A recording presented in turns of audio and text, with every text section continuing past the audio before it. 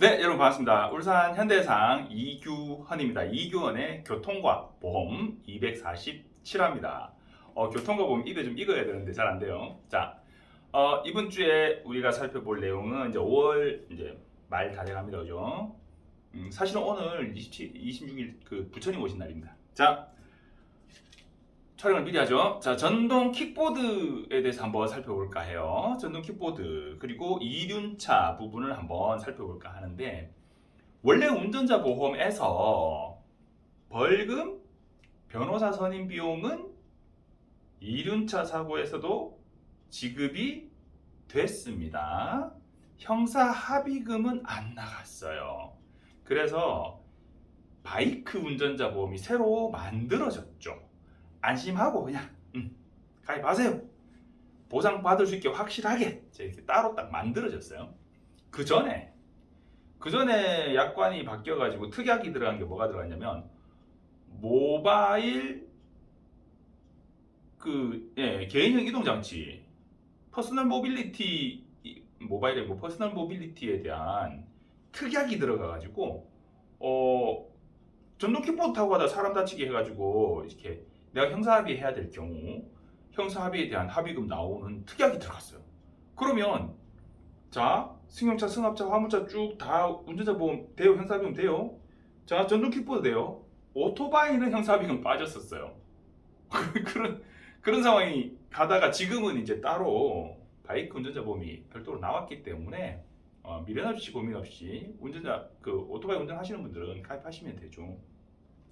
근데 이제 이게 어떤 경우들이 문제가 되냐면, 공유장치, 공유기기. 그러니까 전동 킥보드 길가에 공유기기들 막 세워놓잖아요. 그거 본인 인증해가지고 그냥 타고 그 요금 결제하고 이렇게 타시잖아요. 이걸 애들이 타요. 면허가 있냐? 없어요. 하이바는 썼냐? 안 썼어요. 혼자 가냐? 뒤에 하나 또 태워요. 이거 지금 방금 제가 말씀드린 거 전부 다 범칙금 부과 대상입니다. 그런데 경찰 아저씨께서 잠시만 이래가지고 이거 단속만 하면 돈만 내면 땡인데 사고가 났어요. 사람이 다쳤어요. 자전거 사고로 피해자 사망도 합니다. 사람 일이라는 건 알 수가 없어요. 그런데 전동 킥보드의 사고 시에 피해자가 보상을 받는 부분이 매우 애매합니다. 자, 우리 자동차에는 승용 자동차, 승합 자동차, 화물 자동차가 있고요. 그리고 건설 기계가 여기에 이제 해당되는 건설 기계가 있어요. 지게차는 여기 해당 안 돼요. 포크레인은 해당돼요. 뭐 이런 식으로. 자, 그 해당되는 건설 기계 있고요. 그리고 특수 자동차 이런 것들이 있습니다. 그리고 이륜 자동차가 있어요. 이륜 자동차가 우리가 그냥 오토바이라고 얘기하는 것들이 이륜 자동차고요. 그리고 전동 킥보드도 이륜 자동차입니다. 원동기에 의해서 움직이는 바퀴가 2개인 탈 것, 그게 이륜 자동차의 정의거든요. 그거예요. 그럼 3륜은 어떻게 되냐?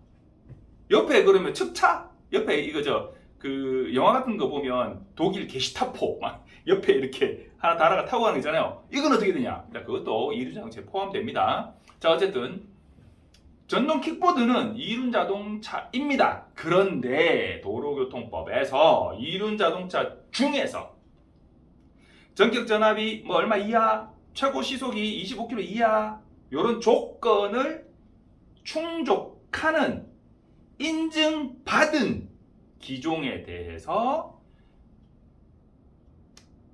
퍼스널 모빌리티라고 해가지고 개인형 이동장치로 따로 구분을 하고, 얘는 이륜 자동차이긴 한데 자전거 등으로 끼워줍니다. 자전거 등으로 끼워줍니다.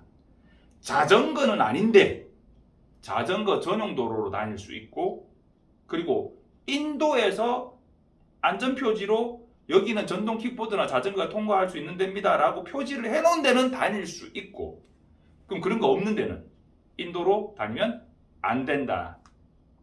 전동 킥보드는 일단 우리 머릿속에 전동 킥보드는 그냥 오토바이다라고 생각하셔야 돼요.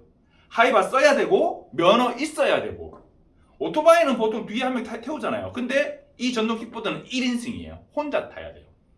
뒤에 태울 공간 충분한데 조금 땡기면 막 그냥 충분히 2명 타는데 안 돼요. 혼자 타야 돼요.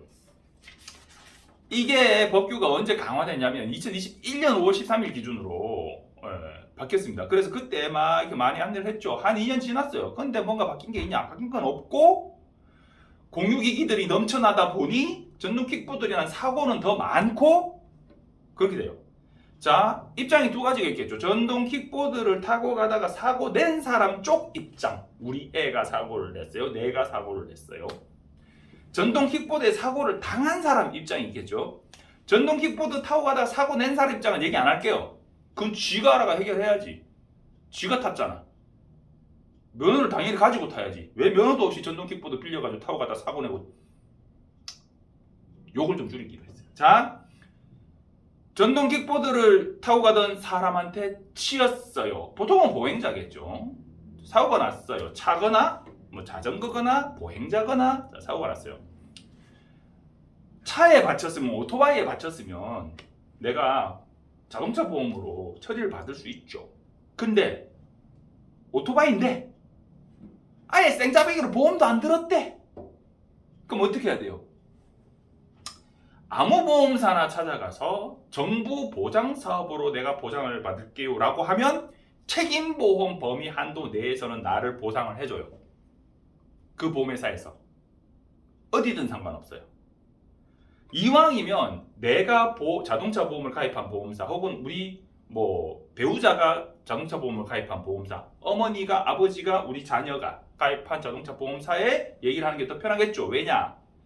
대인 1 책임보험 범위를 넘어서는 보상이 만약에 필요하게 된다면 내 혹은 배우자 부모 자녀의 무보험 자동차 상해로 책임보험 대인 1을 넘어서는 부분에 대해서 보상을 받을 수 있거든요. 그럼 이거를 나한테 다 보상해주고 보험사는 어떻게 하냐? 쟤한테 원래 네가 내야 될 거잖아. 내라 하고 구상을 합니다. 그건 이제 지 사정이지. 그런데 전동 킥보드는 어떻게 돼요? 전동 킥보드는 자동차 보험 의무가입 대상이 아닙니다. 의무가입 대상이 아닐 뿐더러 대부분의 공유기기들은 배상책임보험을 들어놓습니다. 근데 한도가 제각기 달라요. 다 확인해야 됩니다. 그런데 만약에 거기에 보험이 없다면 혹은 지가 어디 가서 샀다면 지 거라면 보험이 없어요. 그러면 정부 보장 사업으로 보상을 받을 수 있냐? 정부 보장 사업의 보상 대상이 아닙니다. 못 받아요. 그럼 어떻게 해야 되냐?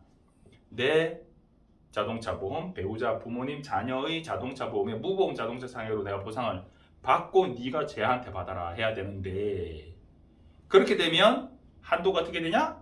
무보험 자동차 상해는 원래 그 차가 책임보험밖에 없다라고 가정을 하는 거예요. 책임보험밖에 없거나 아니면 아예 보험이 없어도 책임보험 한도는 정부 보장 사업으로 보상이 되잖아요. 그거를 초과하는 거, 우리가 흔히 말하는 내인, 그 부분에 대한 무보험 자동차 상해로 보상을 해주는 겁니다. 그런데 얘는 아예 책임보험도 없어요. 그러면 어떻게 되냐? 전동 킥보드 사고에 대해서는 무보험 자동차 상해에서 책임보험 한도 내에서 보상을 해줍니다.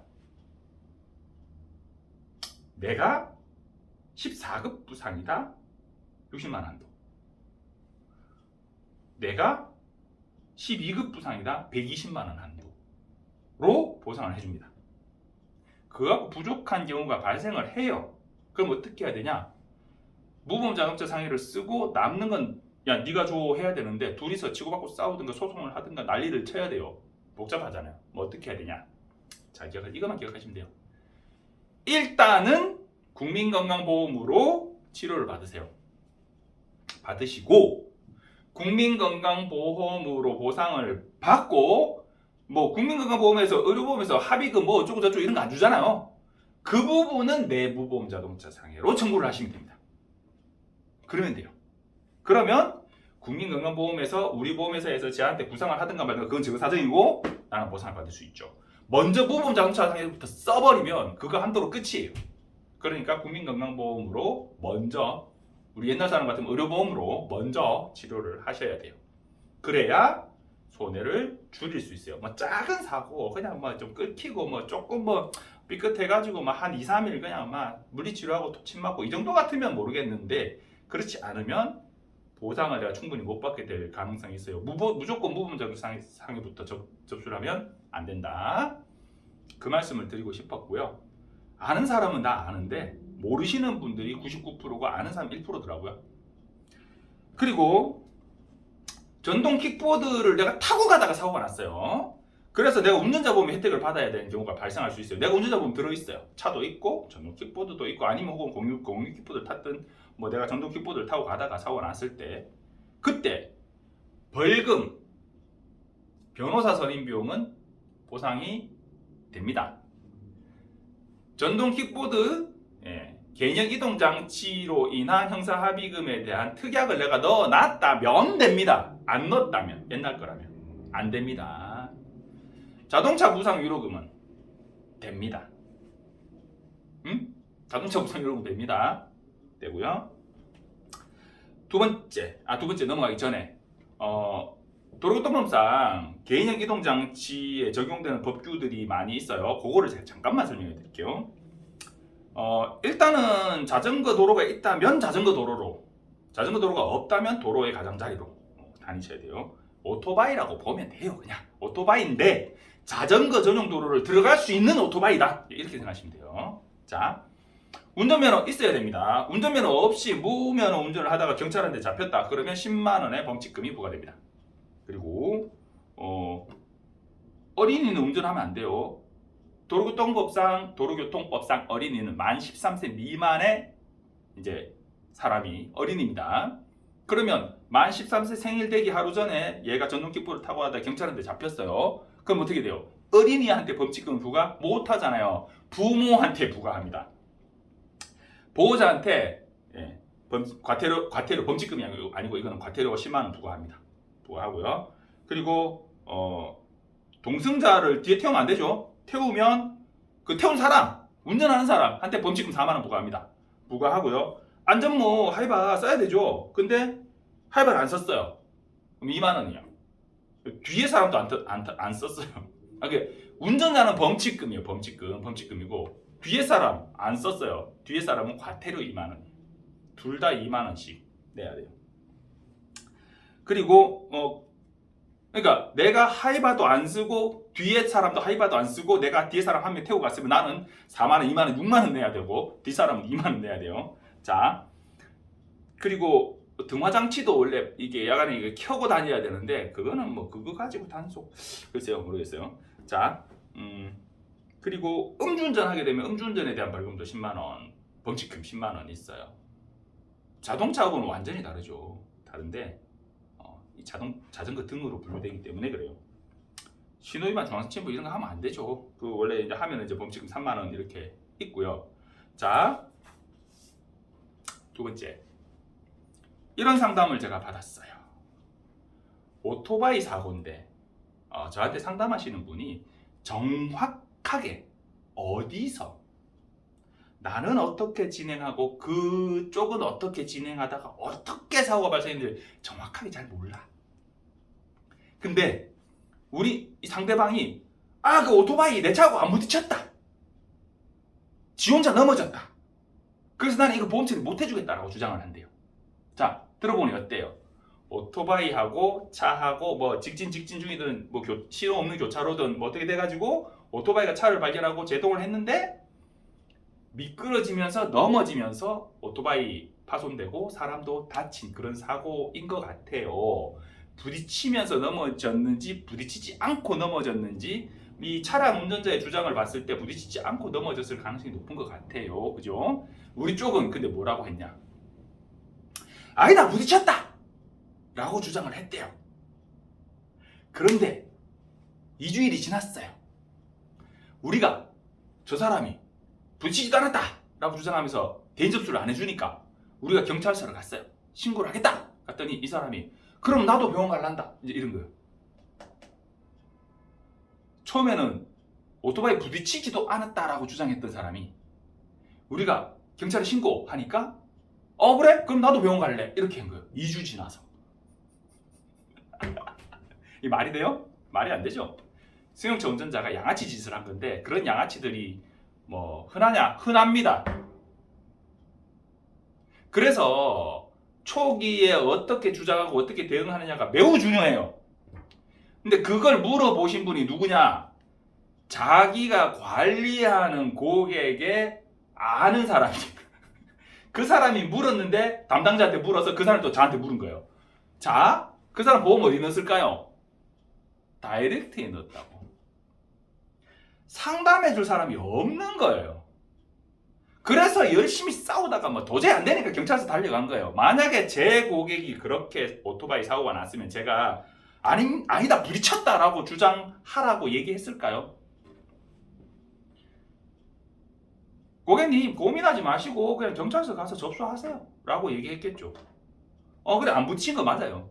안 부딪혔지만 차량의 움직임으로 그 차를 보고 우리는 위험을 회피하기 위한 동작을 하기 위해서 제동을 했는데 오토바이는 타이어 2개이기 때문에 조금만 중심이 흐트러져도 제동하면서 넘어지게 될 수 있어요. 그래서 넘어지면서 사람이 다친 거다. 이 오토바이가 넘어짐에 네가 기여를 했다. 비접촉 사고의 기여도가 있다. 네가 가해자든 내가 가해자든 과실이 누가 많고 적든 그거는 일단 나중에 따져봐야 되는 부분인데 기여도가 있다.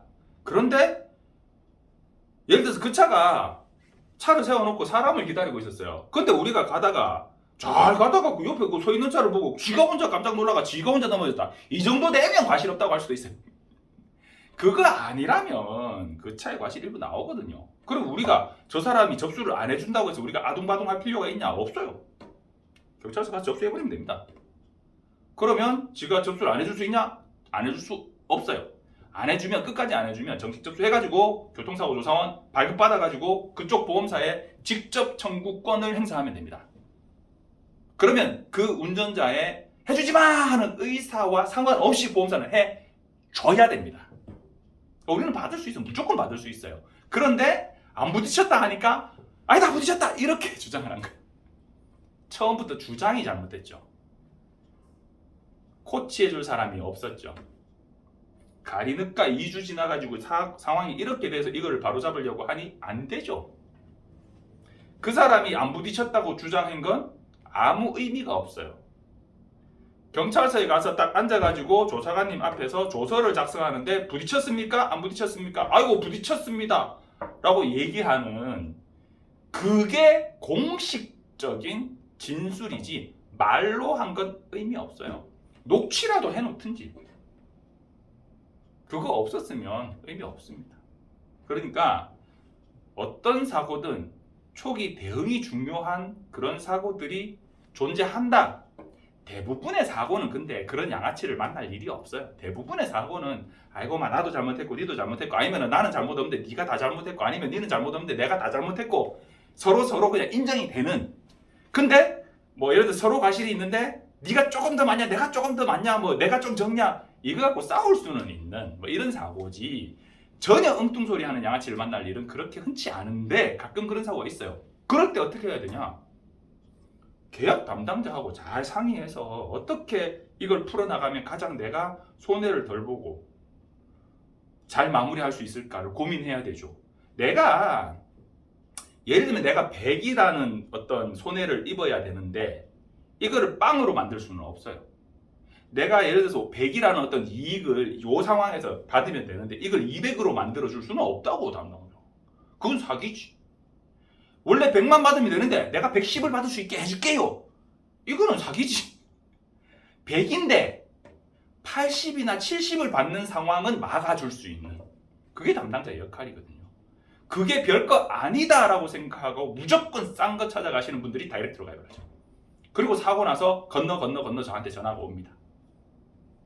그럼 제가 뭐라 하냐? 계좌번호 알려드릴 테니까 10만 원 입금하고 그리고 정식으로 질문하라 하세요 라고 얘기합니다. 농담 아니고 진짜 그렇게 얘기합니다. 아니면 네이버 익스포트로 하면 조금 더 싸게 상담 가능합니다. 자, 여러분 오토바이 운전 중 비접촉 사고는 내가 차를 운전하는 사람이라도 마찬가지예요. 사고의 상황이 나 때문에 저 차가 넘어졌다면 나도 책임이 있습니다. 안 부딪혔으니까 나는 책임 없어 라고 하시다가 나중에 경찰에서 연락 오는 상황 발생할 수 있습니다. 대응 잘 하셔야 돼요. 결국은 뭐냐면 그냥 있는 거 있는 그대로 말하는 게 중요해요. 사람들이 저한테 묻거든요. 경찰서 이제 조사하러 뭐 언제까지 오라는데 가가지고 뭐라고 말하면 될까요? 이렇게 물어요. 뭐라고 말하면 되기는 있는 그대로 말하면 되지. 그 상황이 내가 지금 사고 상황에서는 사람들은 누구나 기억에 왜곡이 있어요. 사고 나서 내가 좀 불리한 상황일 것 같잖아요. 그러면 일시적인 기억 상실증도 발생해요. 이 사람이 의도적으로 숨긴다, 나쁘다 이게 아니라 그게 긴가민가 하는 이런 상황이 발생할 수 있어요. 내가 유리하든 불리하든. 예. 그러면 그냥 그대로 말하면 돼요. 아, 나 지금 그 부분은 내 기억이 잘 안 난다. 근데 이건 이렇게 됐다. 그냥 있는 그대로 말하면 됩니다. 혹시 내가 불리하게 처벌받을까봐 어떻게 말을 하면 더 유리할까를 고민하는 거예요. 그래서 저한테 그렇게 묻는 거예요. 어떻게 얘기하면 좋을까요? 쥐가 잘못해놓고 왜 잘못을 피하려고 그래? 아니 신호위반 했으면 신호위반 한 거로 그냥 처벌을 받으면 되지. 신호위반 처벌을 어떻게 하면 비켜갈 수 있을까요?를 왜 내한테 물어? 사고는 지가 쳐놓고. 그렇지 않아요? 있는 그대로 말하는 게 정말 중요합니다. 근데 그게 사람들이 잘 안 되더라고요. 그래서 제가 이렇게 얘기는 안 하죠. 있는 그대로 말하면 되지 왜 나한테 물어? 이렇게 얘기 안 하지. 근데 좋게 말씀드리지만 제가 드린 말씀은 똑같아요. 있는 그대로 말하고 있는 그대로 받아들이면 되는데 내가 과실이 많다는 걸 난 도저히 인정을 못 하겠는 거예요. 내 상식으로는. 그래서 오늘의 마무리는 이 명언으로 마칩니다.